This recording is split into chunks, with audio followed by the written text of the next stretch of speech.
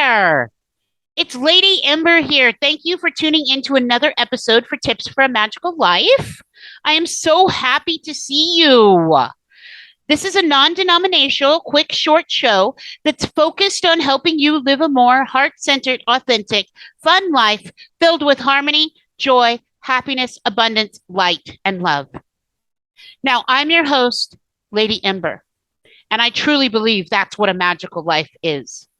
So, today we are actually going to be talking about writing down your 5 most stubborn positions in life and see if you can soften them. Now, guys, in my last video, if you haven't seen it, make sure you check it out.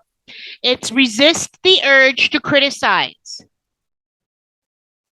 And I know that it can be very, very hard at times. So we're going to continue on with this a little bit more. And I spoke of that position you're coming to, that position you're coming from when you're criticizing. And I've spoke of your position when you're arguing your limitations. So today, in this exercise, in this tip for a magical life, we're going to be writing down your 5 most stubborn positions and working on softening them. Because if you're not so stubborn about them, you're more fluid about them. And if you're more fluid about them, the more apt to change. Now, the first time I tried this strategy, I was so stubborn that I insisted I wasn't stubborn. Guys, that's pretty bad right there. Now, over time, as I've worked towards becoming a gentler, kinder, more in the flow person living a magical life, I found it far easier to see where I'm being stubborn. Okay. Now, I've gotten a few examples from my clients over the years also. See if any of this relates to you. Maybe this is something that comes out of your own mouth, or you can definitely identify it as a viewpoint in your current life. Men who aren't stressed are lazy. Or people who aren't stressed are lazy. My way is the only way. My religion is the only way. Men aren't good listeners. In fact, I am guilty of saying that just this week. They suffer from selective hearing. They suffer from selective memory. I said that. I admit this. That wasn't embracing their uniqueness. That was pointing out their flaws and criticizing. Okay? Maybe you've said women spend too much money, or women can't drive, or so-and-so can't drive. Children are way too much work. They're nasty creatures. Or maybe you've said children are absolute angels, but they really have no sense of boundaries. And I do cherish mommy time. The point here is, it's not the specifics of what you're stubborn about, okay? It's not the list itself, because that's potentially endless as examples. The fact that you're holding on so tightly to any given idea that you may have has created this stubborn position.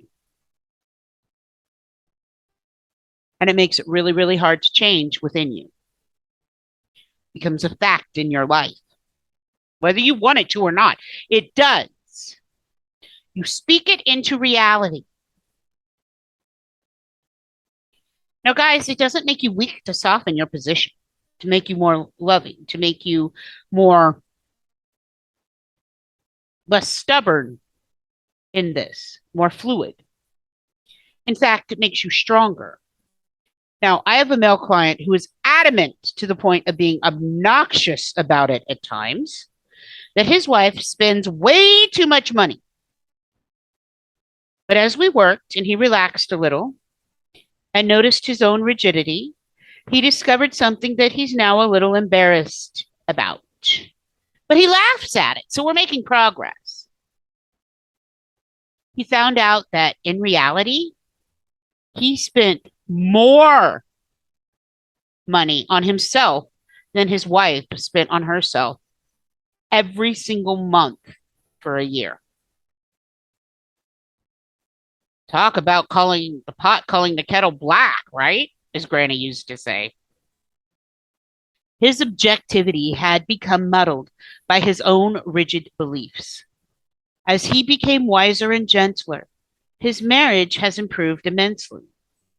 Rather than representing his wife or resenting his wife for something she isn't even doing and accusing her of this repeatedly, he now appreciates her restraint. He understands how she stays within a budget, how she stays on top of all of their finances, including his reckless spending.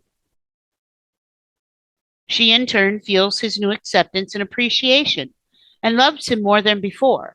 And instead of filing for divorce, guys, they're getting remarried next month because she's noticed the change in him. And I'm officiating. It's filling my heart with joy.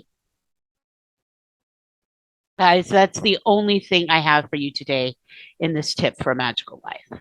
I really hope you enjoyed it. Okay. I hope you understand that sometimes you got to be more fluid, not so stubborn. Get out of that position you've put yourself in. If you haven't hit the like and subscribe button by now, make sure that you do so you don't miss an episode. And make sure to share this on social media so that your family and friends can view it and have a magical life too. Now, my name is Lady Ember. I run witchykit.com. Okay. I'm a psychic and a medium, so I do readings, pretty accurate ones from what I'm told. I do coaching, laser focused individual life and business success coaching. I teach classes on how to improve your life, do magic, and divination. Guys, I really hope that you have a magical life. I sell spell kits primarily also. Custom kits, everything that you need to do a spell to change your life. Just add you. That's why it's called witchykit.com. Everything you need to change you and your life into something magical. Until next time, my friends, love and light, peace and progress. Lady Ember out.